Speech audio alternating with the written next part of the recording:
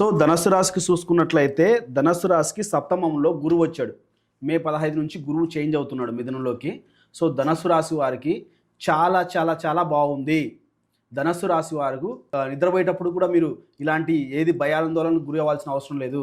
మీకు గురువు అనేవారు చాలా చాలా సపోర్ట్ చేస్తున్నాడు. రాస్యాధిపతి సప్తమంలో ఉన్నాడు. సో దీనివల్ల ఏమవుతుందంటే ఇంతకుముందు భార్యాభర్తల మధ్య వీళ్ళకి గొడవలు ఉన్నాయనుకోండి, వెంటనే తగ్గిపోతాయి. వాళ్ళ మధ్య మంచి సఖ్యత వచ్చేస్తుంది. పబ్లిక్ యాక్టివిటీతో పబ్లిక్లో చాలా చురుకుగా బాగా రీచ్ అవ్వగలుగుతారు. అంటే పేరు ప్రతిష్ట అనేవి చాలా బాగా వస్తాయి. అంటే కుటుంబంలో కావచ్చు, బయట కావచ్చు, సమాజంలో కావచ్చు, ఎక్కడైనా సరే వీళ్ళు ఎనలేని గౌరవాలు, పేరు ప్రతిష్టలు ఖచ్చితంగా వస్తున్నాయి ఇప్పుడు. ఓకేనా? మే 15 నుంచి అవి ఖచ్చితంగా మీరు చూస్తారు. సో అలాగే ఇక్కడ మెయిన్ ఏంటంటే ధనుసు రాశికి 4వ స్థానంలో శనేశ్వరుడు ఉన్నాడు, అలాగే శుక్రుడు కూడా ఉన్నాడు అనమాట.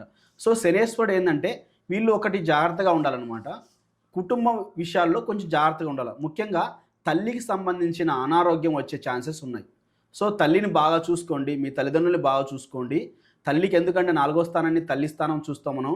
అక్కడ 4వ స్థానంలో శనేశ్వరుడు ఉన్నట్లయితే వీళ్ళకు కొంచెం తల్లికి సంబంధించిన అనారోగ్యము